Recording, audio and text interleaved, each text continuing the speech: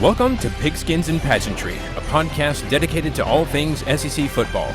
My name is Wes, and I'd like to invite you to join me, Jesse, and Matt each week as we discuss last week's games, news from around the league, make predictions for the upcoming games, and much, much more.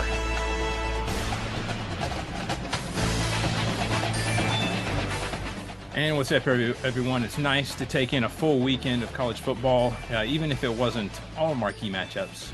I love just being able to watch college football Thursday, basically all day Saturday, as far as the SEC goes, and even Sunday, right? So, Jesse, how did you take in the first full weekend of college football? I took in as much college football as I did calories this weekend, and that was an egregious amount. Same. We did the whole dip and finger foods, Yep. and it's amazing how much you eat and don't even realize it.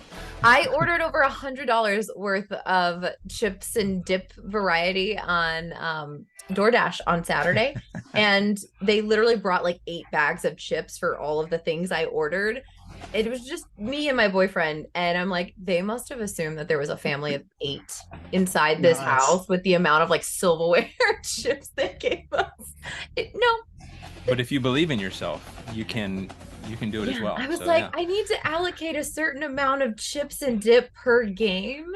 We're still trying to work through.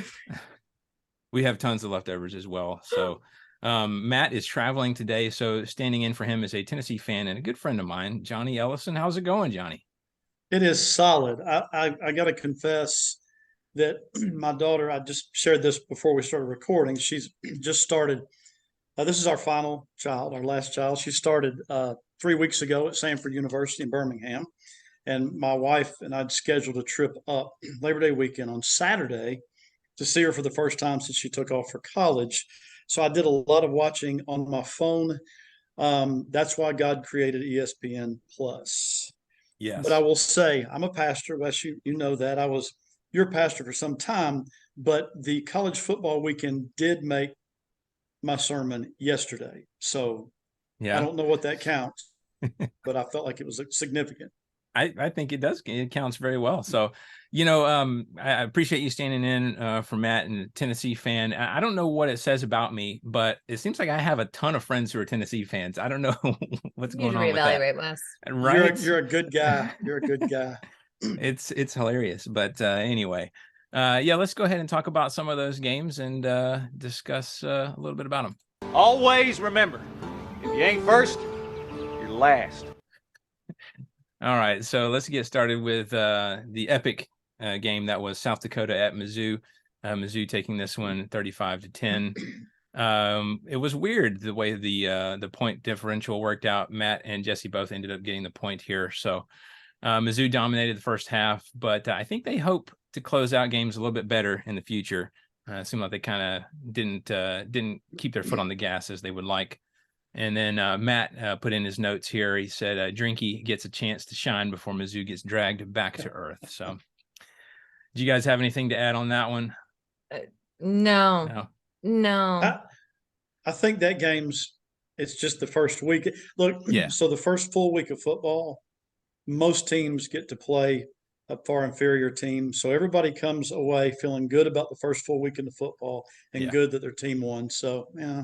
Unless you're South Dakota, which, Right. Well, but as South Dakota, you get money, and that's what I was explaining. Money, weekend true. Is, there's, I think a lot of times people, especially those that don't follow college football very closely, and, they just watch NFL, or maybe they don't follow football at all. They're like, well, these schools play these cupcake schools, these small schools, like that doesn't matter. Why would they do that? That makes no sense. But I think people forget that these schools get a lot of money to play these premier programs. It helps out their program. It gets them on a national stage that they probably wouldn't get a chance to be on regardless.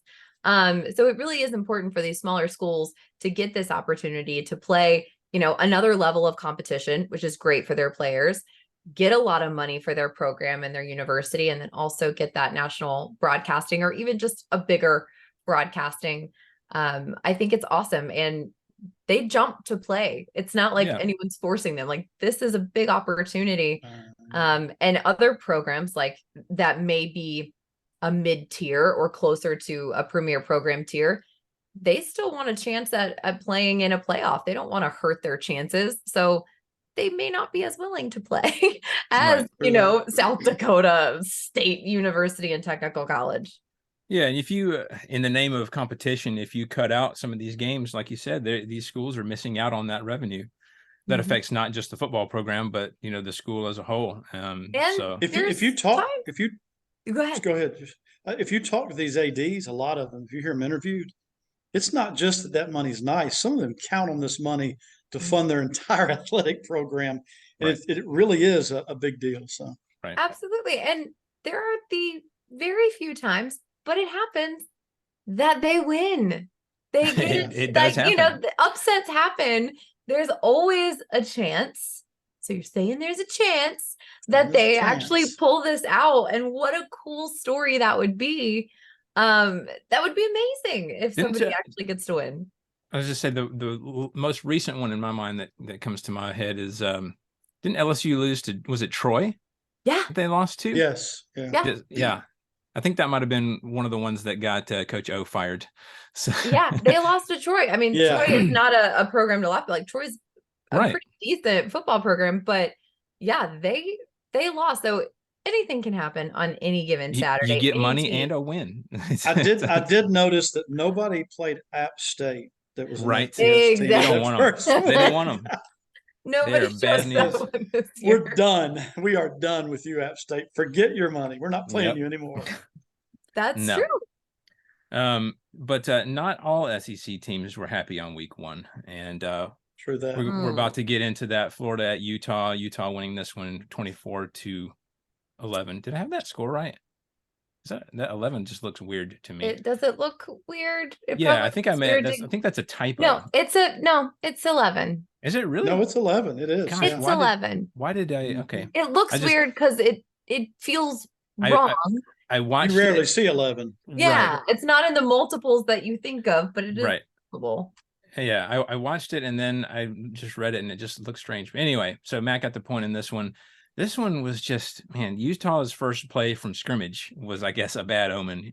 70-yard touchdown on a dart thrown by Bryson Barnes to Money Parks. Overall, I thought that consistently Florida's defense was out of position. Graham Mertz tried to force things and the offense was on the same page. And procedure penalties, they came up big in this one too, cost them. It's just a rough opener for Florida. I know we kind of thought that Utah had a chance to pull this off anyway, but that's just not a great look. Matt has Florida looked unprepared for prime time here. I anticipated them to struggle this season, but they looked god awful. Looking for Florida to struggle going forward. Johnny, what was your reaction to watching this and to seeing this score? So if you look at the stats and the score, it's a little confusing because the stats just at a snapshot would appear that Florida won the game. Right. If the thing that I noticed, one, Florida had, I don't know, 11 or 18 yards rushing. Which means they really did not control the line of scrimmage. Which, right. I mean, that's for anybody in any game. And then Mertz had a lot of yardage because mostly he was throwing the ball because they were behind. Right. And so I was surprised at the fact that that Utah was able to get out front that quickly and make Florida chase them. But Florida showed in this game, at least at this point, it's game one. But at least at this point, they showed themselves not to be good at catching up. Right. When they get behind. So that could be a problem. They've got Tennessee, and not this Saturday, but the next Saturday is their first kind of really big SEC game. So don't you know they're licking their chops looking at that secondary. So they are Tennessee is going to score points. I don't know whatever else happens, but they'll score points. So we'll see. Right. Jesse, what do you think? The Caps, for those that maybe missed it last season, I am attending part-time online the University of Florida's sport law master's program. I will not say I'm a Gator. I am not. I'm attending the university as a student. Masters is a little bit of a different venture, very different. right? It is that. It's so different. But my boyfriend thought it would be so funny the whole game to say, that's your team. That's your Yes. school. Nice. I was like, no, it's Nice. not. It's Nice. not. This was rough. This was honestly rougher than I anticipated. I did not know that they would score 11. At no point would I have guessed 11 in my mathematics, but a couple things stood out in the wrong way. The first being, like you mentioned, Wes, that Florida kind of beat themselves. Coach Napier had really hammered in the point that in the offseason, they were going to work on fundamentals. They were going to really be an all-around better football team. They were going to work on fundamentals. But goodness gracious, apparently it didn't stick because it was botched conversions. You had penalties, procedural penalties that were impacting them in the red zone. You cannot have that. And we saw it last year with Alabama, all of the penalties that they had. You will beat yourself with penalties. We see that all the time. The second thing, special teams, woof. That's an official sports term. Woof. Poor choices on, returning kicks. Their punts were not great. It was disastrous. Honestly, special teams was disastrous. So you have all of these procedural penalties on offense and honestly on defense. You have a woof special teams. And it's like you said, they had to chase Utah, but they can't do that anymore because if you remember from last season, the only spark that they had to help them come back from behind was Anthony Richardson, and he's gone. And they haven't found a replacement for that. And they're going to have to do something quickly. And I know we spoke about it kind of looking forward on the season. Coach Napier has not been there long, and I'm sure he's a lovely individual. I'm sure he's great. And he probably allows them to have casual Fridays, but he has to be concerned at this point because, as we say, for every SEC program, they are not patient. Boosters are not patient. And I'm promising you those Florida boosters and those Florida alum are not patient because this fall from grace is bad. I do feel bad because I know I'm beating a dead horse because we've talked about this, but I do feel bad for Napier. I think he is a good coach. At least he has that potential. I just don't think he gets a chance. I mean, there's a lot of things where he's been kind of behind the eight ball. Look at the quarterback room, and obviously Anthony Richardson moving on. He's a quarterback who had legal troubles and things like that. It's just there's been a lot going on behind the scenes in addition to the stuff up front that we all see. That it's just been rough for him. And look, I know every coach struggles with hardships that come up. It just happens. But I just feel like there's just been a lot for him to deal with down there. So I'll say one other thing about Anthony Richardson. Again, two things with Napier coming from Louisiana. This would not be the first time that a sort of a mid-major coach did really well, came to the SEC, and just to make a Tennessee reference, Butch Jones came from Cincinnati, where he won back-to-back MAC titles. Yeah, thank you, Jesse. They were having fun with him this past weekend. I'm just thinking of him. I just had that image from his press conference this weekend enter my mind. Oh no! It's too funny. In order to win the game, you have to not lose the game before you lose the game. Lose the game before you lose the game. I love that he's true to himself, though. He's not lost the brick by brick, all the sayings. The champions of life. Champions of life. He's true to himself. He's not giving that up, and I love it. So, but it is true that some of these but I will say, Butch Jones was given another year or two because of Josh Dobbs as quarterback. Yeah. I don't know that Anthony Richardson didn't make last year's Napier team look better than he actually. I don't know that yet. It would not surprise me if Richardson didn't throw Napier a lifeline last year the way Josh Dobbs threw Butch Jones a lifeline at Tennessee. That's a good point. Yeah. Next is Ball State at Kentucky. Kentucky winning this one 44-14.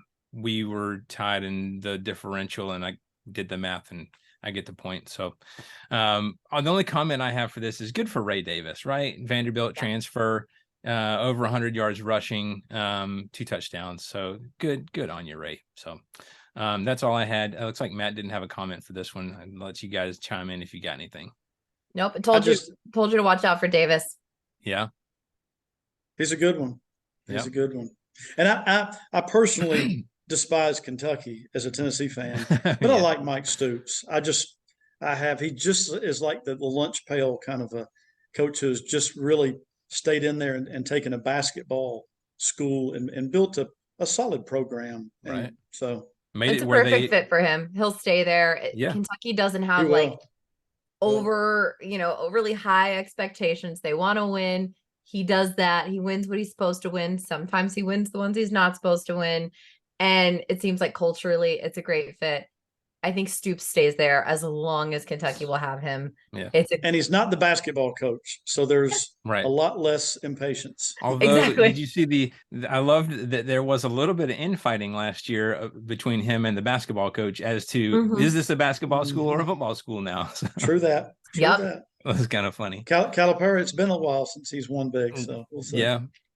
Next, Virginia at Tennessee. Tennessee winning this one 49-13. I got the point in this one. The only thing I really had from this one, because it was kind of so lopsided in the end, that we saw flashes of brilliance from Milton. I know he has been kind of a question mark, maybe not amongst Tennessee fans. I know they kind of had high hopes, but amongst the rest of the nation, we did also kind of see moments of the old Joe Milton where he'd kind of overthrow and maybe throw one, 100 miles an hour, 5 yards from the guy. But, that's going to happen. And I'm sure he'll settle down as the year goes along. In terms of Matt's notes, he had what a glorious day for the Vols. However, there were a few moments I was hitting the panic button for that first half, battered Vol syndrome in full effect, to be honest. True that. So true.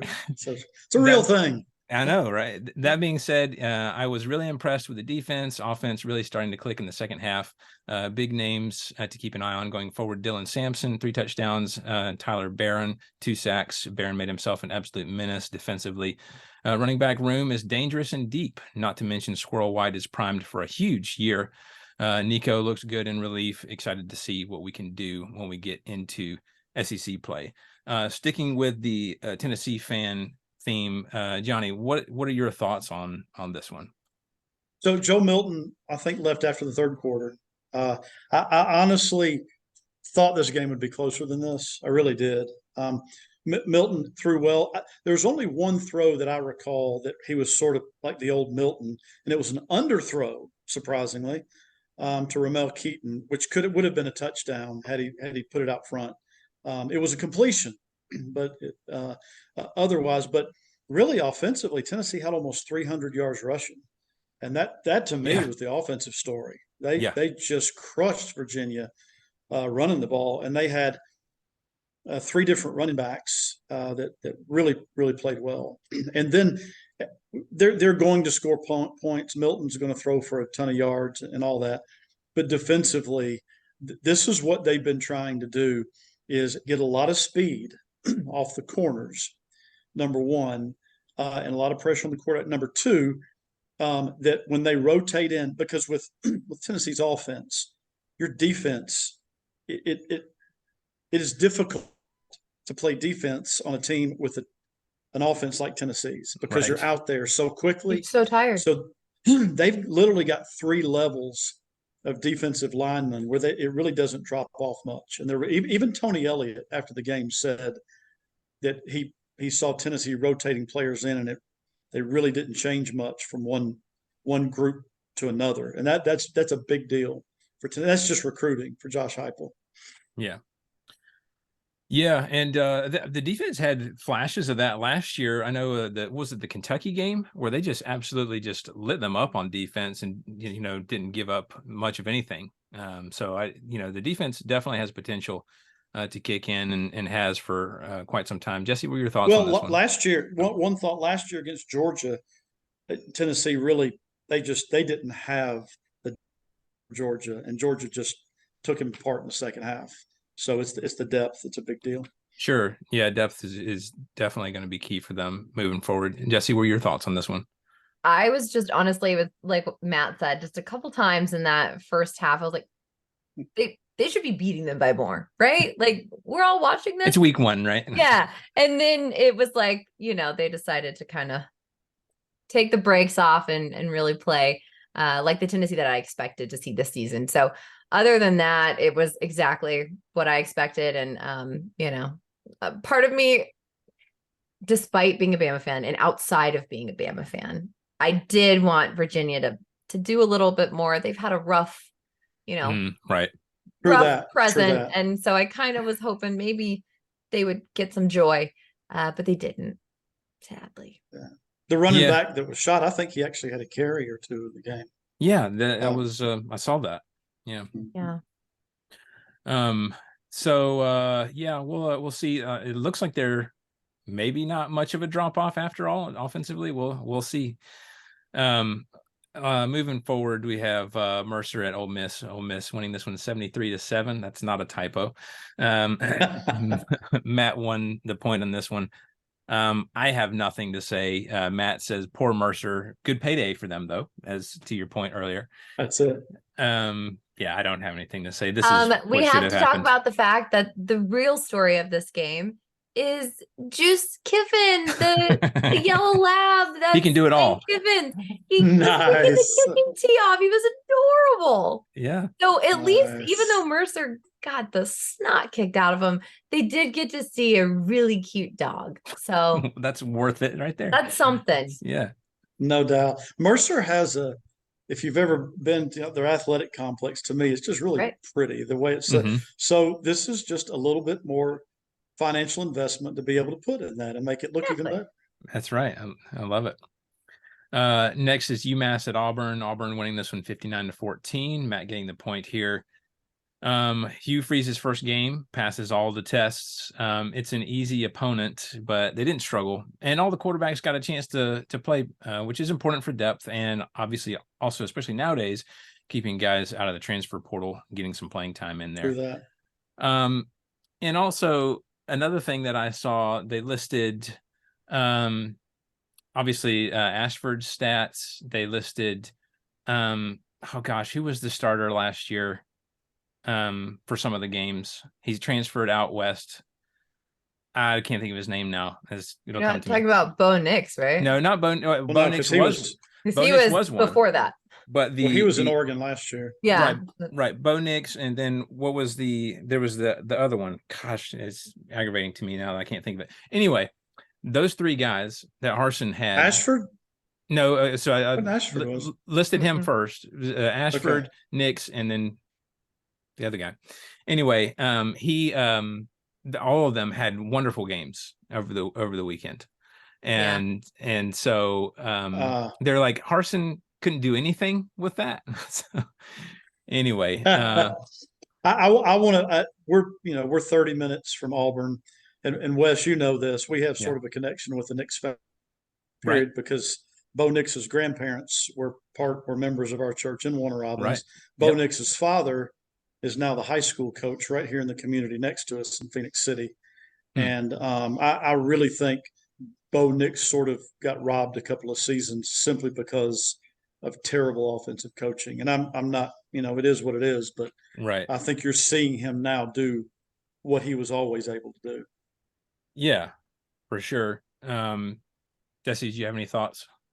I mean, mine on Auburn, I think in the first half, they were struggling to pass and to stop the run a little bit, which were problems we saw last season, but they made those adjustments at halftime, and going into the second half really showed some improvement. So overall, a success, some positive signs for them. And I don't know if you've ever seen, I think it's from It's Always Sunny in Philadelphia, but the meme of like the guy at the whiteboard with all of the threads and notes on the whiteboard, trying to connect all of the things. So I was trying to explain to my boyfriend, who did not go to an SEC school, the Hugh Freeze Auburn saga. And I started back in like 2013, and I was going, and I was like, hold on, but then enter this guy and this guy and this guy, and then blah blah blah blah, and then he went to Liberty, and then he found Jesus, I don't know, but then now he's here, and it was like, he was like, I'm sorry, who are you talking about at this point? And it was it's very hard to explain this to someone who doesn't follow the SEC. It's basically what I'm trying to say. Yeah. This whole progression of Hugh Freeze and just Auburn University it's a complicated story. Yeah, it really is. And Almost as complicated as Tennessee's era of coaching carousel. But I will say tried to do that too, and I gave up. No, don't try. I gave up. Don't try. Well, Hugh Freeze is going to win. He, with all of his personal troubles, assuming that nothing comes along from the outside the lines. No cell phones. It trips him up. Yeah, right. He is going to win. Yeah. He literally has won everywhere he's coached. And the people in Auburn, I'm 30 minutes from there. They are just beside themselves with excitement with him. Right. We will see if it's as good as they, all that it's going to be. But I just he's going to win. So he has to in Auburn, or they will literally get rid of him. True. You could just say you could be like Malzahn and even beat Bama, and you're still out. So, or Chiswick and win a national championship and get fired 2 years later. Right. Yeah. They did it before it was cool. Before Coach O did the same thing. That's right. By the way, TJ Finley is who I was trying to think of. I don't know why. You're right. I don't know why I couldn't think of him. I completely forgot about him. Also, speaking of Bo Nix, for those that didn't pay attention to the Oregon game, because if you're an SEC fan, like why would you? But they scored over 80 points. They did. In that game, and that's not me misspeaking. And their poor mascot does push-ups for every single touchdown. That poor duck did over 750 push-ups, y'all. Someone to check on them. I hope they just switched them out, because good Lord. Hopefully he had an inkling before the game got started and ate his Wheaties that morning. I hope. Yeah, something. Right. Yeah, I hope he ate it with creatine. Yeah. Good night. I didn't know ducks had that level of chest workout. It's amazing. I mean, at this point, the duck's going to be drafted onto the team, because that's endurance. I would pay to see that. So, all right. Next, we had Western Carolina at Arkansas. Arkansas winning this one 56-13. I got the point in this one. I didn't really have anything to say in this one. This was, as Matt put it, this was a nuke. It was expected. KJ Jefferson. That's all I'm saying. Yeah, KJ is the man. Johnny, do you have anything to add? He has been. It's interesting. I sort of there are five turnovers. Western Carolina, because I see 56. I'm expecting 500 yards of offense, which they didn't, but. Western Carolina really did not make it very difficult. They had 5 turnovers. I mean, right. What are you going to do? Yeah. Arkansas defense, man. So, all right, let's move to Southeast Louisiana at Mississippi State. Mississippi State winning this one 48-7. I got the point in this one. Look, I'm not gonna lie. It made me a little bit sad to see a different style of offense at Mississippi State. True that. But to Zach Arnett's credit, they did come out and they took care of business. They did what they needed to do. So a good start for Mississippi State, and we'll see what the rest of the year holds. Matt says the post-Mike Leach era is off to a good start. Hope they continue to look good. Jesse, let's start with you. Did you have any thoughts on this one? No, it just made me sad not to have a Mike Leach halftime little interview. You need a sound clip, right? Some post game. I don't know. It made me sad not to have those quips to talk about, but I think the best tribute that they could do for him is to start out with a win. So it was good to see that. Johnny, if you're like us, you have a favorite kind of Mike Leach ism. Do you have any that come to mind, or maybe just one that just makes you laugh every time you think of it? Well, so for me, it was first of all, I have his books, especially the one on being a pilot. Yes, I have that. I do actually have that book. The second, when I think of Mike Leach, he was one of the carousel of coaches that John Curry interviewed that year after. Yes, that's right. Right before Jeremy Pruitt came to hold this. So he interviewed Mike Leach, who was going to come to Tennessee. I was going to say, it looked like it was a done deal over there for a little bit. We were crushed. I was crushed just to think of Mike Leach in the land of hillbillies and Rocky Top. That would have been beautiful. I don't know what You guys success would have been. boats too. He would have been Yes. so happy. Right? The Vol Navy pulling up on it. So yeah, that's what I think of, the Right. interviewing him and almost getting him to come to Tennessee. Makes sense as a Tennessee fan for sure. Well, we do wish Mississippi State the best of luck going forward this year. Definitely. Let's move on to the next game. UT Martin at Georgia. Georgia winning this one 48-7. Matt got the point here. Look, I don't have a lot to say just from the standpoint of this was expected. We did get off to kind of a little bit of a slow start, finished strong against an opponent that obviously we should have taken care of. I was a little bit frustrated at the offensive line, who is supposed to be the best in the nation, really struggled to move their defensive front around. And that was a little concerning. I could, whatever cause you could chalk that up to, I don't know, but it was a little concerning to me. All three quarterbacks did look really good, though. So that was an area of encouragement. They all looked good when they were in. I assume the starting job will remain with Beck until he just has a performance that, convinces the coaches otherwise. So Matt said slow start made me hopeful, but then Georgia. Guess we'll see how it goes. Bowers showing why he's the #1 target in Athens. Did you guys have anything to add on? I know that was another blowout. Retweet to Matt. Retweet. I will say that first half may be a perfect microcosm of why it's so difficult to repeat. Mm-hmm. Just because these teams, what is that, 18 in a row for Georgia? Something like that. Yeah, just I saw the mentality up there. And it doesn't matter what the coach says. It doesn't matter how he says they think we're going to lose. And it's players in the mindset of being hungry. It's like the Rocky eye of the tiger kind of thing to get them there. It is so difficult to do that. No one's done it like Nick Saban. There's a secret to that. And so I hope, Kirby Smart may have it, but we'll see. But this is hard to repeat. Yeah. Well, in a moment of transparency as a Georgia fan, I was surprised that he was able to do that last year. I thought that was going to be incredibly difficult to get them motivated. I'm not going to say it's impossible to do 3 years in a row, but the apathy has to be stronger than ever. And whether you are conscious about that or not, it's just a reality. So, well, and unfortunately, if Georgia doesn't, I fear that Bobo is going to be the scapegoat. Oh, true. That's a good point. Possibly. Yeah. Look at the drop off, new OC. I don't know. We'll see. All right. Next is New Mexico at Texas A&M. A&M winning this one 52-10. I got the point here. And the only note that I put is the sparks flying between Jimbo and Bobby Petrino. That's going to have to wait till another time. Matt said, I'm not sure what he's saying. Wasn't Texas A&M to do this out the gate. I'm not really sure what he's saying there. Maybe you guys can translate that.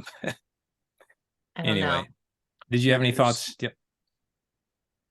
Any thoughts on this one? I mean, my only thing is they should win this one. If they didn't win this one, then I think Jimbo Fisher gets fired as soon as the game's over. Yeah. I don't think that there's any patience, or he fires Petrino immediately after the game. This is expected. I will reserve my judgments until they play in the SEC. Right. That's fair. In an effort of full disclosure, I have never thought Jimbo Fisher was a great coach. Thank you. I think he won a national championship at Florida State the same way Gene Chizik won one at Auburn. I just think Jameis Winston, Cam Newton at Auburn. So I've never thought Jimbo Fisher was that great of a coach. That said, going into this, New Mexico State, I think their average season over the last 3 or 4 years is 3-10. Mm-hmm. They're just not a good program. So yeah, they're one of those that they get the paycheck. I mean, they're an FBS team the same way Vanderbilt is. God bless Vanderbilt. Right. Yeah. Right. Speaking of which, I was going to say, speaking of Vanderbilt, that was a segue for you, host. I appreciate that. It's like we planned that. Alabama A&M at Vanderbilt. Vandy won this one 47-13. I got the point here, and all I got to say, y'all out here disrespecting Vandy. I don't get it. Right. So. And then Matt put in the notes, Vandy deserves the disrespect, Wes. Listen, all I got to say is Vanderbilt's 2-0. Yeah, that's right. Doesn't matter how they get there; they are 2-0. They have the best record of any SEC team right now. They So- do. Exactly. They're first in their division. That's it. Oh man. All right. Next, Middle Tennessee at Alabama. Bama winning this one 56-7. Matt got the point here. Yeah, it's hard to tell where these teams stand in week one. I am looking forward to later on in the schedule to figure out how they stack up. Obviously, Jesse, I know you're glad to see a resounding win here. Matt says Bama doing Bama things. Do y'all have anything to add? I'm sure you have something to say, Jesse. I do, obviously. Yeah. I'll defer to Jesse. I think for Bama fans, what was really encouraging is, we've all been waiting for this quarterback battle because we have like 5. Yeah. And it was really until Friday, nobody knew. I mean, we assumed it would be Milroe that would start because he was the only one that had a start before then when Bryce was hurt last season. But we weren't sure. I mean, we had a transfer from Notre Dame. We have Notre Dame's OC. So knowing that Jalen Milroe started and honestly just seeing the difference in his composure from last season to this season is so encouraging. Everyone, I can say from a Bama standpoint, was concerned. We wanted to make sure that he could be composed. We got so used to that in Bryce Young, who it didn't matter what happened, face just nothing. Whereas Milroe, he is a very different quarterback than Bryce Young was, very mobile.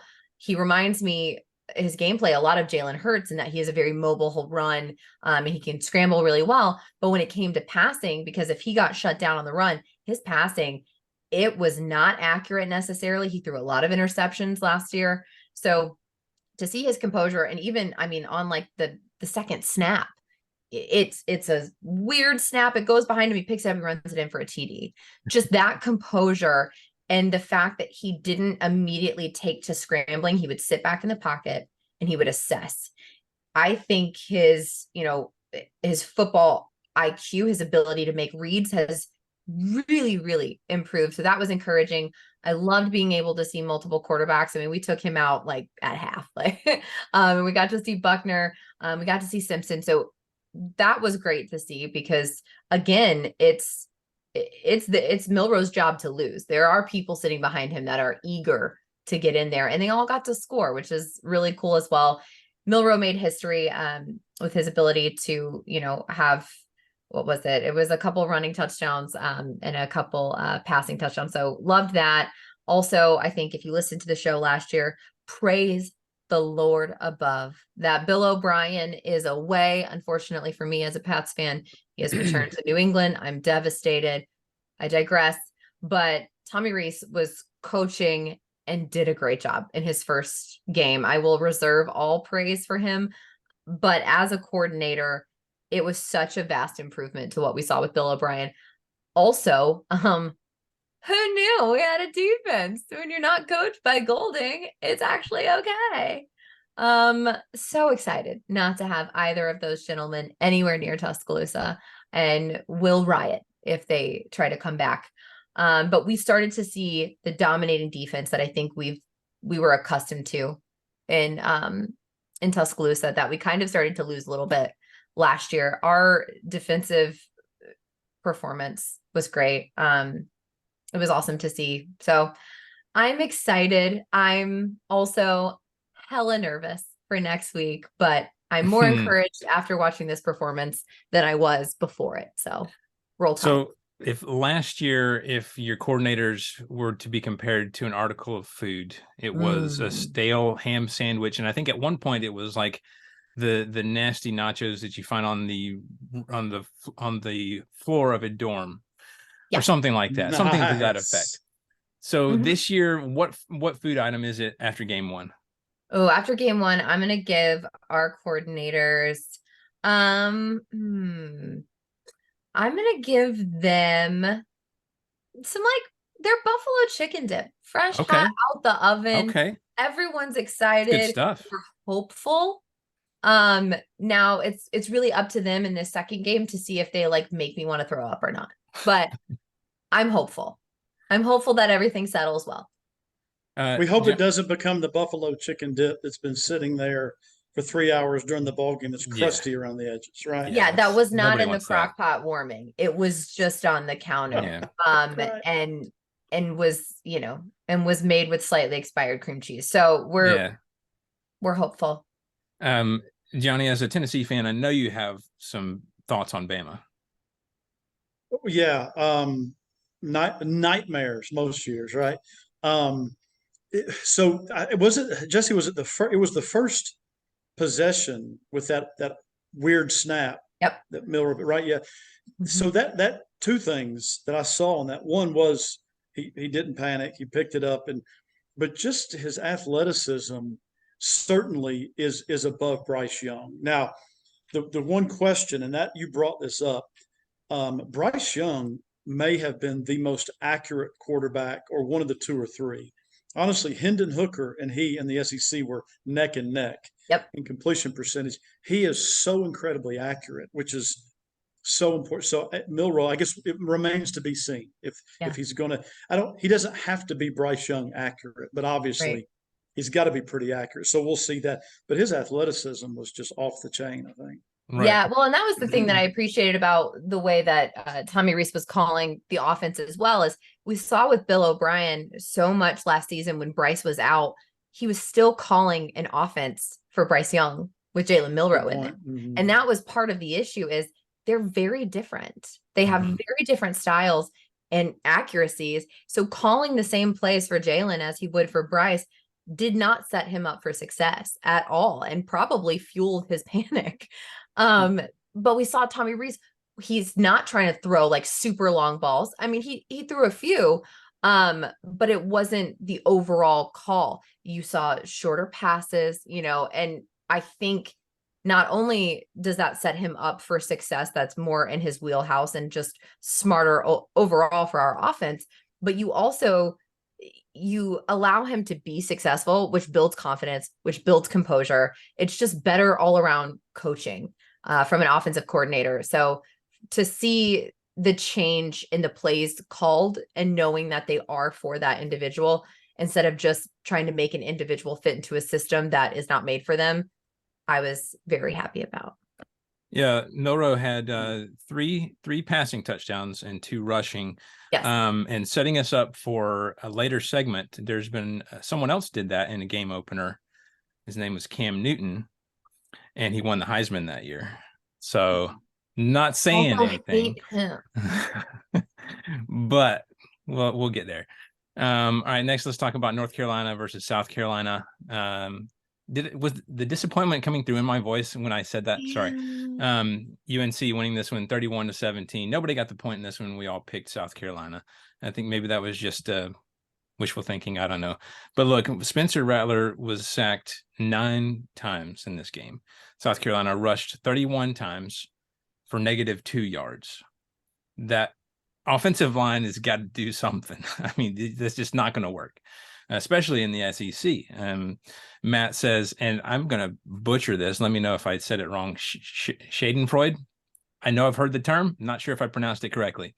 Anyway, he says it's that at its finest. Rattler has a great game stat-wise, but yikes at that final score against a middling ACC team. Beamer fever already over? Dude came off like a whiny baby during the postgame. Matt letting his disgust of Beamer. Let me, as a Tennessee fan, so Matt is not impressed with Shane Beamer. I know some of that may stem from last year's game against South Carolina for Tennessee. What are your thoughts on Shane Beamer, Johnny? So literally, South Carolina foiled Tennessee's shot at the playoff last year. So True. that was there was a lot going on there. But Beamer is one of those guys that sort of the way he is loved if you're winning to a high level. Yeah. And it is absolutely despised if you're losing. Like there's no real in between with him. True. And that's his personality. But until he recruits Southeastern Conference Division I linemen, 4- and 5-star linemen, he's going to have a hard time being consistent because they just got shoved around by an ACC team, and that ought not happen. Yeah, that shouldn't. the play's blown up before it even has a chance. Jesse, I know you're a little disappointed. I know you enjoy Beamer ball a little bit. I was hoping. I was really, really hoping. Yeah, this was a little bit of a mess, y'all. It was about as appetizing as watching the Duke's Mayo eating contest that Matt so kindly texted us. So bad. You ever want to curb your appetite, I suggest watching that on repeat. But no, it was, their rushing attack was concerning. They could not get anything going all night against Carolina in football, not basketball, football. Right. It was rough. I mean, it was super rough. Spencer Rattler tried, but you can't do much on offense when your offensive line can't do anything. And we're seeing offensive linemen that are huge. I mean, they talked about it in the Bama game. Our offensive front outweighs and is larger height and weight than the largest offensive line front in the NFL, which was on the Patriots last year by like a lot. You're seeing that across programs. The student athletes nowadays are insane specimens, and they're going to get pushed around. And your quarterback, I mean, he took a beating. Good Lord. And I'm not a Spencer Rattler fan necessarily, but he took a beating. But everyone on the Gamecocks took a beating. There were multiple injuries that are going to plague them for several games. It's going to be an issue because we don't really know yet how serious some of them are. But if some of these guys are out, then there's holes that they're going to have to plug that I don't know they have the depth to do so. I thought that Beamer tried to be creative coming into the second half with a surprising onside kick. It caught Carolina off guard, or UNC off guard, but they weren't able to do anything with it. So, I mean, yes, they were playing the ACC. What was the ACC Player of the Year? Their quarterback. Great. That's fantastic. But still, I think Carolina, we had higher hopes seeing what they did to a very powerful Tennessee team last year. And Clemson. And Clemson, yep. And Clemson. And you've got to be consistent. I think you hit it right on the head. It's got to be consistent. You can't just win random games and keep your job. I like Shane Beamer. I like what he's done there as far as culture. I think he's fun. I think the players like him, but I think he's getting beaten recruiting wise. And I think I don't know what you do. I don't know. I mean, you can't just pack on pounds on these players and, week to week. So I don't know what the antidote to this performance was, but they're going to have to come up with it quick in Columbia. Yeah, poor Spencer. I hope he got a ice bath after this one because he needed it. Lord. So there are two things that I saw that it came to my mind as Jesse was talking. Spencer. Well, first of all, Shane Beamer. If he wins, I kind of like him too. I think there's excitement. He's a man of faith. But if he doesn't win, he becomes a Butch Jones on steroids. He really does. If he does not win, and people will despise that. So, but the very last drive South Carolina had, it's 4th and 19, and Rattler throws the ball 9 yards down the field, and people are hacking on Rattler. But listen, Rattler threw that when he did because he felt like he didn't have time to wait for a deeper route. I'm telling you, he cut it loose because he didn't have time the whole game, and he probably would have gotten sacked had he waited any longer. And so I don't know that was on him necessarily. Yeah, but he was reacting to what he had experienced the whole game. It wouldn't have made a difference anyways. At that point, I agree with if that was his decision, in fact, which I would agree it was. I don't blame him for not wanting to, have his face in the grass again. Yeah. That's a potential injury that he would have to deal with that isn't going to make a difference if they score or not. Doesn't matter. Johnny, to your point earlier about Florida, they are not a team that's built to come from behind. And so they're going to be struggling if that's the case. So and their defense, just God bless them. Their offense couldn't stay on the field. Defense had to be so gassed, so tired. That's why North Carolina pulled away in the second half. They were, The you defense was could gassed. see it in their movements, how tired they were. Yeah. All right, let's talk about the final game of the week. Now it's LSU versus Florida State. Florida State winning this one handily, 45-24, and it actually should have been a little bit worse than that, I think. Jesse was the only one to pick FSU, so nice. Yeah, I mean, so it was a close game at half, right? The LSU leading 17-14. It was just weird to see the second half just get away from them. LSU looked tired, out of position defensively in the second half. Florida State able to capitalize on this and really just pulled ahead, thanks in large part to some phenomenal play by Florida State's quarterback, Jordan Travis, who saw him last year, and he looked really good then too. On the other side, Florida's defense swarming. Jaden Daniels found himself running for his life a lot. At least I saw that a lot in the second half.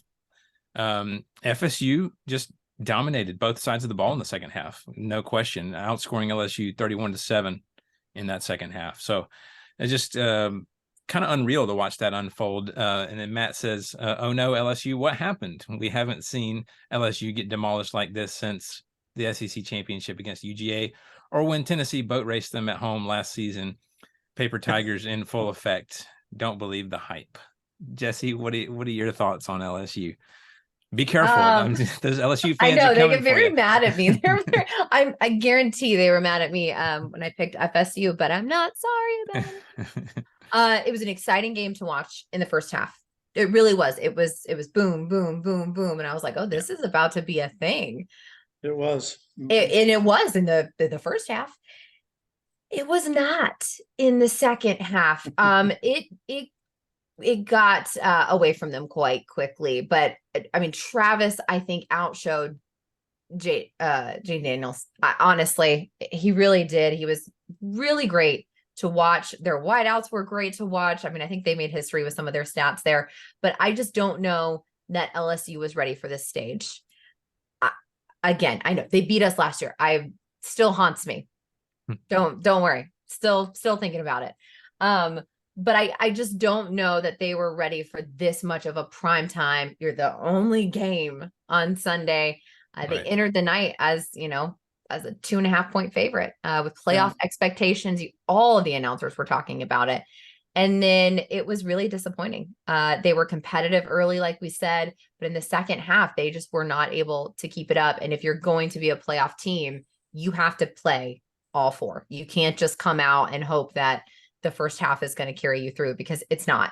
FSU is absolutely a quality opponent. I think you're seeing something down there in Tallahassee that we haven't seen down there in a really long time. Honestly, probably since Jimbo Fisher was there. But LSU, they had every opportunity to come back in this game. They had costly turnovers early in the fourth quarter, and then they had penalties, red zone mistakes, penalties. And again, you're going to beat yourself. With an FSU team like this, you can't give them anything, but they had some costly errors on the Tiger side. And then they were just 3 for 13 on late downs.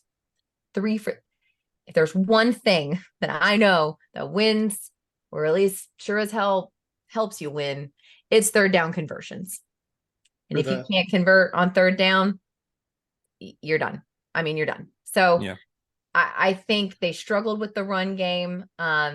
Josh Williams, Noah Cain, Trey Bradford combined for less than 50 rushing yards. Yeah. Not great. It's something that they're really going to have to make some concerted efforts, because once they get into conference play, it's not going to get any easier. But I think this FSU team might be for real too. Yeah, so LSU lost by 1 point last year to Florida State. The margin was quite a bit more this year. However, they still have the same opportunity as they had last year. It's an out-of-conference loss. They could still get things going. And so from that standpoint, Johnny, what does LSU have to do to right the ship and begin their trek to the SEC championship again? So, not to turn the knife, Jesse, but LSU beat Alabama last year. So obviously they have the capability, the players, to beat some elite teams. But at this point, Brian Kelly has not shown the ability to have his team be consistent. And so last year, lost to FSU by a point, and Tennessee beat LSU relatively. Real bad. Then like, who would have thought then that LSU would turn around and beat Alabama? It just it's We helped them beat us. I'm just gonna say it. We helped them beat us. and I'm sure that's true. It is. Except just that But they won. you're gonna have to have some consistency. And I don't know. Listen, Brian Kelly with God bless him at Notre Dame, he did not have the kinds of week in and week out demanding teams you have in the SEC. No, if you're not, listen, people can call us SEC snobs. I'll take that. I don't care. I think I am. SEC is just far and away the best football conference, and every other conference has elite teams at the top. But you're not playing week in and week out these teams like this, and so to answer your question, they're going to have to find a way to consistently be able to play at a top level every week. So we can't be SEC snobs. Again, 15 out of the last 22 national championships sit with an SEC team. If the numbers support it. I'm saying true that. Facts. You could even go back into the 90s for that matter, because in the late 90s, you had Florida and Tennessee. You move into the 2000s, then you have LSU, you have Alabama, so Auburn. You have Florida, you have Georgia. Yeah. I mean, that's the thing. We're spreading it around. It did stay, and it's a lot Alabama. of SEC teams. It is a lot of it. Well, nobody's done what Nick Saban has, but still, you have a lot of SEC. I mean, teams that have won titles. You had 5 years, and I was talking about it this weekend. You had 5 years almost where the national championship sat in the state of Alabama, because you had 09 with Bama, 10 with Auburn, 11 and 12 with Alabama. Auburn went in 13 and played FSU and lost, but that would have been 5 years in one state, which is nuts. Yeah, that is crazy. That is crazy. One other thing on this game, I will say that, remember on the Sports Down podcast that we guested on, I did say that Florida State was my dark horse. So they're there. We got to watch out for them. They're looking good. So, no, they're a good team. Yeah, I don't know that they're an elite team yet. We'll see, but they're a high quality team. They are. Yeah. All right. Well, let's head into a speed round for some fun questions. Speed round. All right. So we'll head into some of these quick questions here, just off the cuff. What is your answer? I'll read Matt's answers last, but just true or false. Question 1.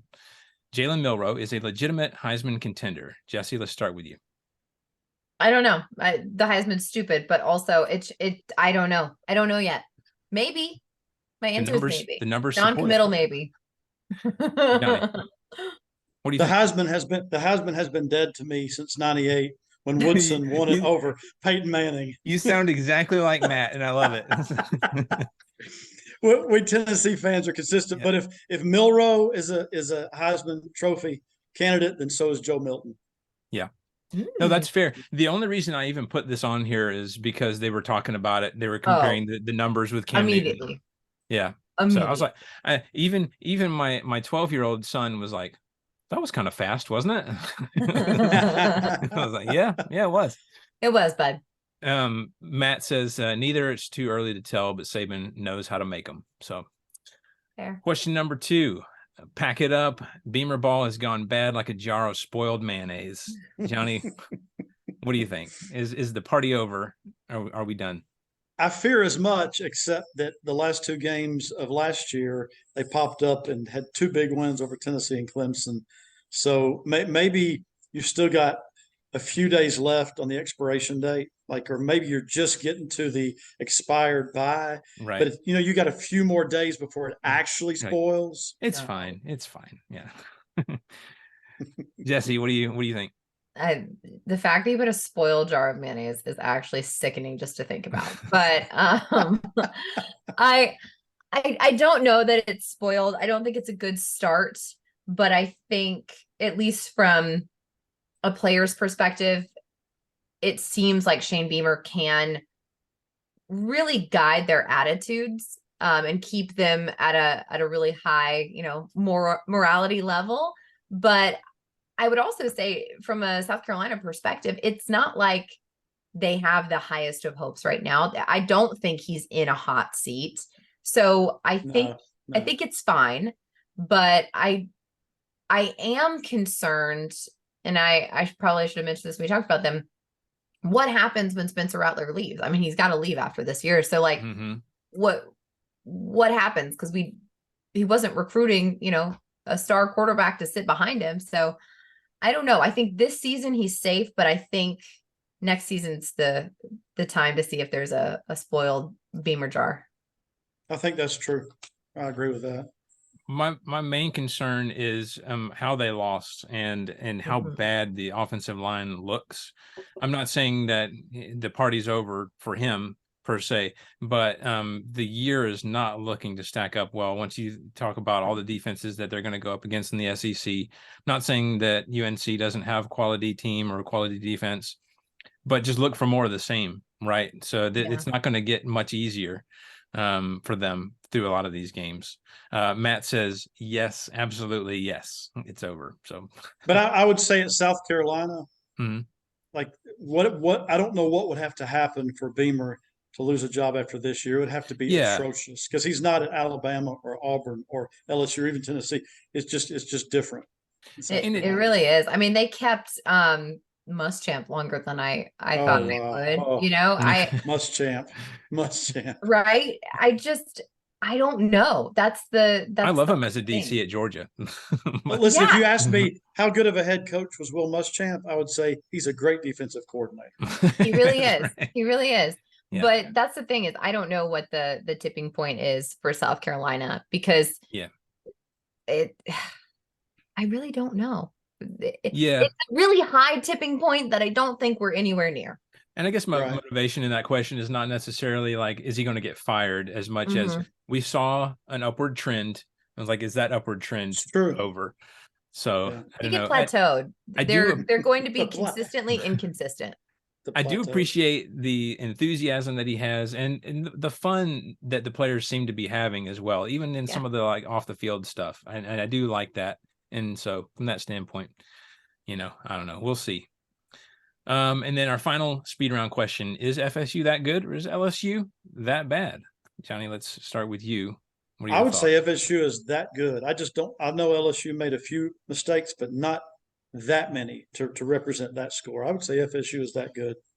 Okay. Jesse, do you agree? I think the answer to are they good and bad is yes. I think FSU really is a good football program right now. And I think LSU has very talented players. But I think they need to work on some fundamentals in this season. And I also think that as a team, I just don't know that they were, like I said before, ready for that stage. I don't think that they're bad. I'm not going to say they're bad. They're a good ball team. They have great talent. I just don't know that this is the year that they're like playoff contenders. Right. I think FSU might be. But does that mean LSU is bad? No, it just means that I don't know that they're to the level of FSU. And I think they went into this game and the media certainly didn't help with a lot of hype. Yeah, no, that's Brian Kelly made a classic quote. I don't know if you saw it. He said, "We went into the game thinking we were the Georgia Bulldogs." Oof.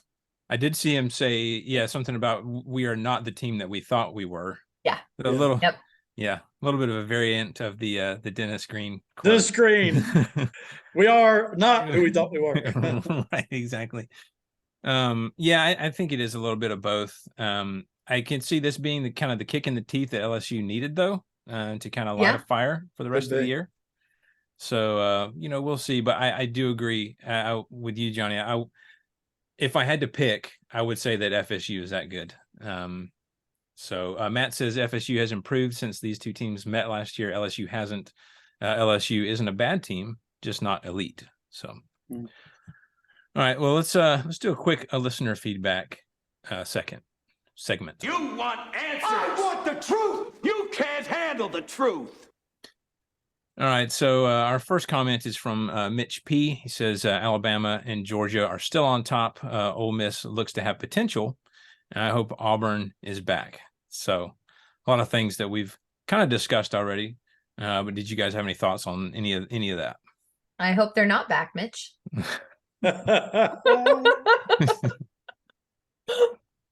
Yeah. That's all I got. Yeah, no, that's Mitch fair. Peace, an all around SEC fandom. Yeah. Yeah. And he does have a point about Ole Miss. I mean, the Yeah. potential is there. And then kind of segueing from that into the next user, you can tell I work with computers because I consistently call them users instead of listeners, and it's annoying. True that. True that. Anyway, listener Tyler T says Jackson Dart and Trey Harris and Quinshon Judkins might be a problem for defenses, and I think we couldn't agree more. They will be that. Because they have been looking good. So I mean, they have Lane Kiffin is an offensive mastermind. I think he is incredible with offenses. And you can see that. I mean, look at their score. He's creative on offense. He is not timid. He calls plays and goes for it on fourth, and you're like, what are you doing?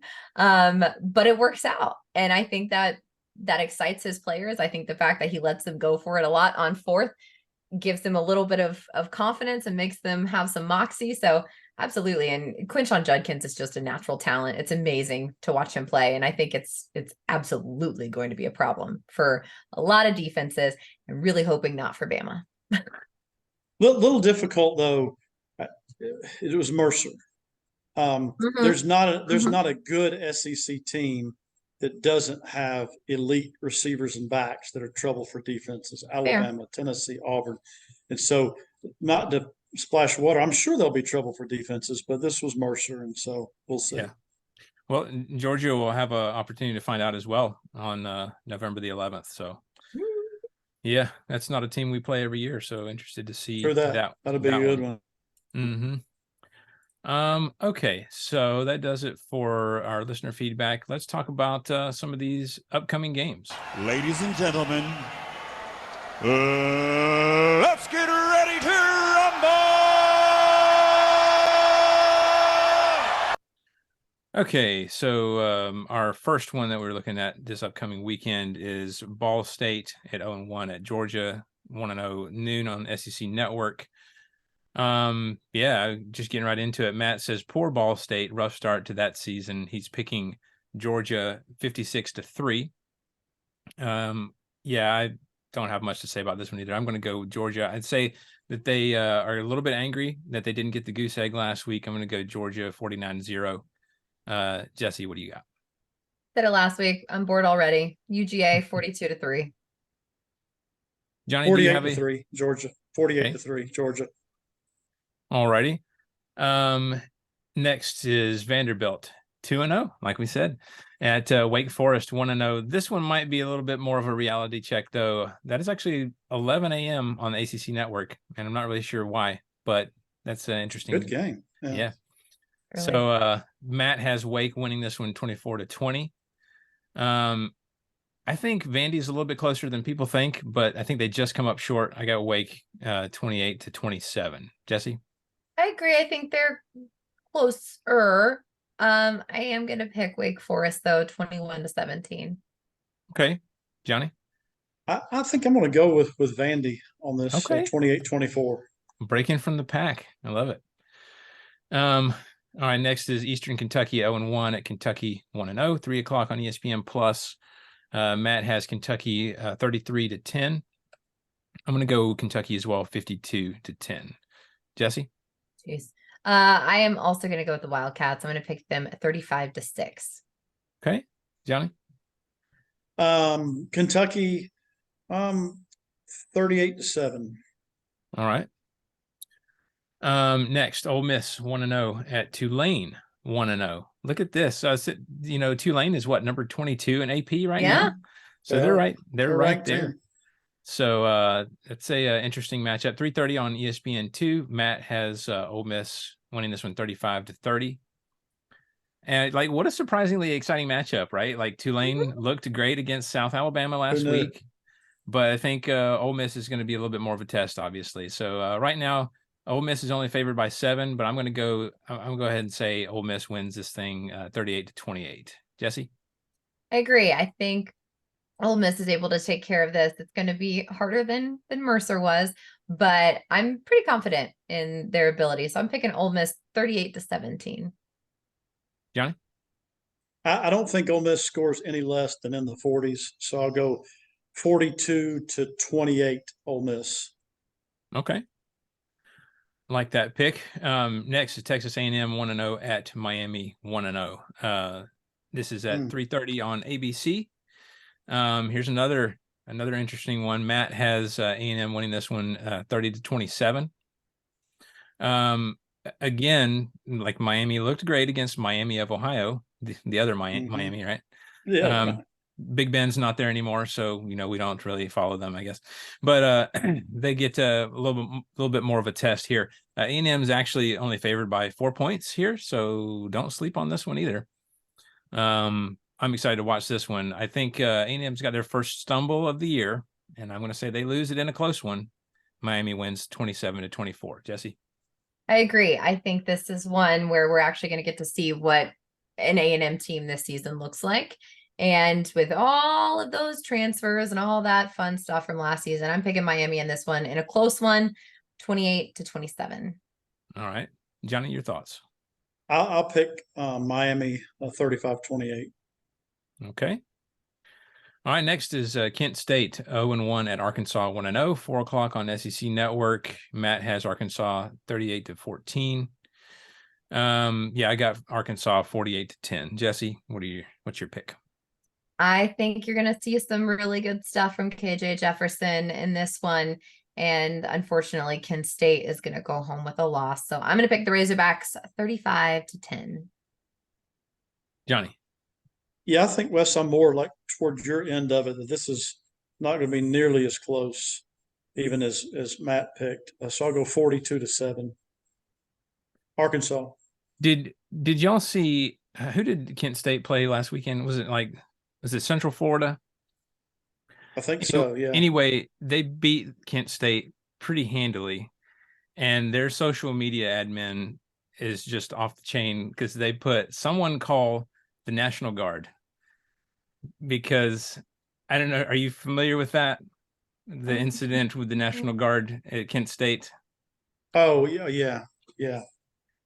You would have to go back this history. That's historical references, right? Let's say, so yeah, apparently instances of was it students, right, getting shot by the National Guard up there. And I'm like, well, not only is this going way back into history, but like that's bold. This is a football game. That's football, but also you're at an institution of higher education, and whatever intern texted, tweeted, whatever. Oh no, they're fired. Like they're fired. Face palm. Like you'd expect that from like Barstool, right? Oh, true that. Yeah. True that. You're fired. Bad luck, y'all. Bad luck. Anyway, yeah, I just saw that and I had to mention it. All right, next, Austin P 0-1 at Tennessee 1-0, 5 o'clock on ESPN Plus. Matt has Tennessee winning. I assume that's Tennessee 45-14. I assume he's not picking Austin P upset 45-14. So, let's see. Yeah, Tennessee a lot to a little, 56-7. Jesse? I like that. I'm going to keep on that train. Tennessee, a lot to a little, 45-3. All right, Johnny? I'll go Tennessee 63-7. All right, putting the 60 burger on them. All right, next is one that I've been looking forward to for a couple of weeks now, actually longer than that. Texas 1-0 at Alabama 1-0, 7 o'clock on ESPN. Matt is picking Texas 28-24. Yeah, so like I said, really been looking forward to this one. There have been like a few surprisingly good matchups this week, but this one has been, for me, kind of, and for these teams as well, been circled on the schedule for a while. I've been looking forward to it. Texas played Bama tough last year, but lost on a field goal. It's a tall order to do the same in Tuscaloosa, though, to me. So true that. I'd say it's still a close game, but slightly less drama, I think, but maybe only by the smallest of margins. I'm going to go Bama 31-24. Jesse, what do you think? I already want to throw up. But thankfully we're not an 11 o'clock kickoff in Texas where it's like over 100 degrees on the field, which is just egregious. Yeah. It's a night game in Tuscaloosa. You're going to have 101,000 Bama fans because I'm not allowing any Texas fans in the stadium cheering for the Tide. I think it's going to be awesome. It's going to be a great game. but it's going to be a close one. I think. Luckily, we've seen some composure from Milroe that we didn't see in the game last year, which he had to come in on. So, and there's a game plan for him. It's not one that we're trying to force him into. So I'm going to pick the Tide, but it's going to be a close one. I'm picking the Tide 28-27, which I hate that I'm picking it that close because I hope it's not. Can't get any closer. It can't get any closer. And everyone I think is excited for this one because if you try to go stay in Tuscaloosa this weekend, if there's any place left, the last time I looked, everything was about $1,200 a night. So good luck.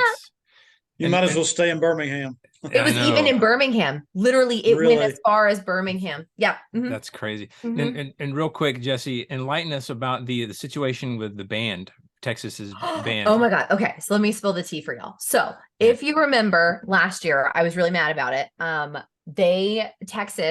Alabama did not bring our band, which again, I think was something that also contributed to just the stress, but we did not bring the $1 Million Band because Texas was not going to allow the $1 Million Band to sit on the lower level, right? They were going to make them sit on the upper level, which try bringing a tuba up there in a band uniform in Austin in September at 11 o'clock kickoff. That's just unsafe.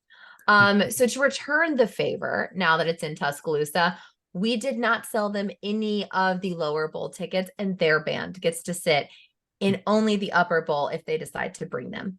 Sweet. See, this is SEC at its finest. As it's it should petty, be. petty so at fun. its finest. It's so As fun. it should be. Yeah.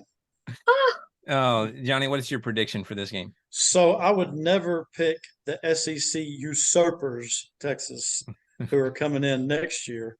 So Yeah. I will pick Alabama 28-24. Okay. By the All way, right. the other UT is what they are. The other UT. Just to be that's clear. right. Just And to that be just clear. just awful shade of orange, right? Horns down. All right. Next is Middle Tennessee 0-1 at Mizzou 1-0, 7 o'clock on ESPN Plus. Matt has Mizzou 28-10 in this one. Yeah, Mizzou. I don't have anything else to say really. Mizzou 38-14. Jesse. I echo this. I have not much to say. Mizzou 28-10. Johnny. I'll go Mizzou 28-7. Okay. All right. Next is Grambling 0-1 at LSU 0-1. 7:30 on ESPN Plus. Matt has LSU 48-20. Tough opening week for LSU, but they get back on track here easily. I got LSU 56-7. Jesse. Yeah, Grambling, I feel bad for them. LSU is pissed off and they got to go into Death Valley at night. That's not fair. I'm picking LSU in this one 35-9. Yeah. Johnny. LSU 42-7. Okay. Next, McNeese 0-1 at Florida, also 0-1. 7:30 on ESPNU. Matt has Florida winning this one 30-10. For me, this is just another team with a tough opener that will enjoy getting back in the win column. I got Florida 42-10. Jesse. I agree. I think this week they are just drilled in practice with fundamentals and making sure that they are cleaning up their act and not actually working against themselves. Plus, again, the Swamp is not an easy place to play either, and this is a night game. So poor McNeese. I'm picking the Gators 35-10. All right, Johnny. And the Gators 42-7. All righty. Next is Arizona 1-0 at Mississippi State, also 1-0, 7:30 on SEC Network.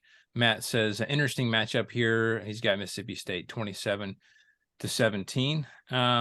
I could kind of see Mississippi State kind of stumbling out of the gate in this one, but then kind of pulls it together. I'll say they win 34-24. Jesse.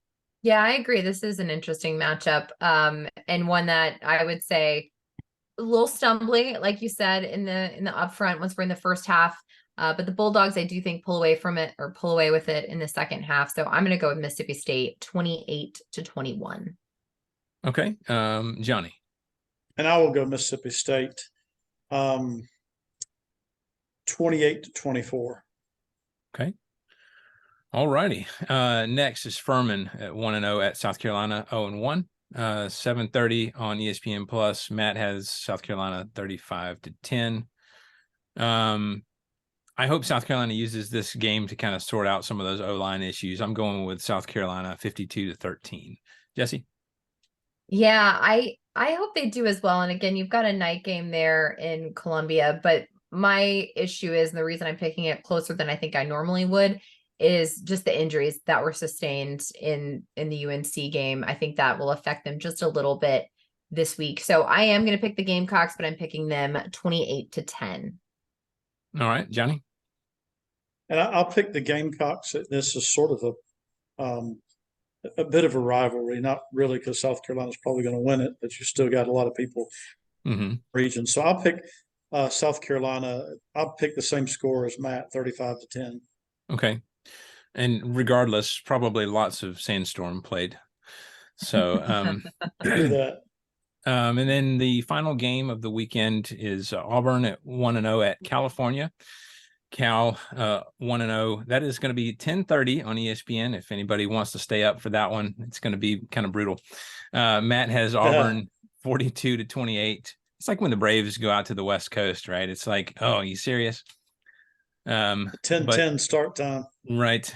Matt's got Auburn 42-28. I'd say Cal beat North Texas 58-21 in their opener. Honestly, I don't know how that helps him making a pick, but Auburn looked good. I think they have way more potential on offense with Hugh Freeze there. Tough part about this one is going to be being on the road and playing at 10:30 East Coast time. I think it's close, but I'll say Auburn wins this one 31-24. Jesse? Yeah, traveling is going to be the thing here. Luckily for Auburn, it's only 2 hours different. So, it'll feel late, but maybe That's not true. as late as I forgot as Auburn East Central. Coast Central school. time. That's Yeah. true. It's only 2 hours. But I still think it's going to be interesting. It's the first time Hugh Freeze has taken the guys on the road. And Cal has been dealing with a lot with all of this conference realignment. So I think they're a little stressed, but I am going to pick the Tigers in this one, 31-21. Okay. Well, and Johnny, what you got? I'll pick Auburn in this one. I'll go 28-17. Okay. And real quick, I know we've kind of shared our feelings on conference realignment, but Johnny, I just want to kind of turn it to you real quick. Obviously, there's been a ton of shifting going on. What are your thoughts on conference realignment and the future of college football? First, the ACC is going to have to change their name. They have Stanford and Cal moving into the Atlantic Coast Conference. Yeah, so whatever. This has been coming. For me, if it helps to make it more competitive, if it helps to create a better product, I think it does.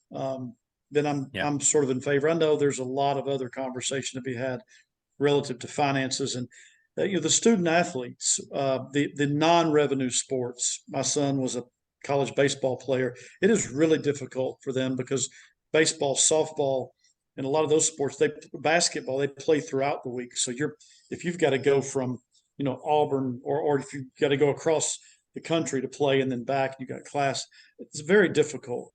So there's that piece of it. This is more than just football involved, right. But where football is concerned, I think it would create a better product. Right. Yeah, and one thing that I hadn't even considered, sort of considered, but obviously it's going to be brought to the forefront is, as you mentioned, a lot more travel, and with that comes a lot more cost. And who absorbs all that? I would assume tuition, but I don't really know. So that's going to be another thing to watch out of all this. So interesting.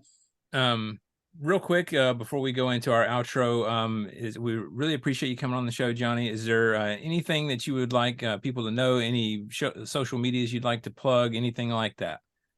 Listen, thank you for letting me out. Listen, I'll sit down and chat football with you for an hour or so anytime. And thank you, Jesse. Thank you, Wes. I appreciate that. Thank you, Matt, for being gone that I could be on here. So let him know that. I'm the pastor of a church called Chat Valley Church, which is in the Chattahoochee Valley of Alabama. And if someone wants to come on Instagram and Facebook and follow that, it's at chat with 2 T's at Chat Valley Church, and would love to get some follows there. Would love that. Good deal. Well, we appreciate your perspective, and even if it is another Tennessee fan, I'm just kidding. Right. But we appreciate it. But yeah, we appreciate everyone listening. If you'd like to hit us up on TikTok, we are at Pigskins and Pageantry. Actually, we are that same handle on Instagram and Facebook also. We are also on X, which still sounds weird to say, not Twitter, at PPSEC Podcasts. We are available for download on iTunes, Spotify, Amazon Music, TuneIn Radio, most podcasting apps for iPhone, Android, and other operating systems. If you enjoyed the show, please subscribe and review. We'd appreciate 5 stars, and we would greatly appreciate that. Until next time, we're looking forward to some good games this weekend, some interesting matchups. This is Wes. Go Dogs. All right, horns down, y'all. Roll Tide. Go Vols.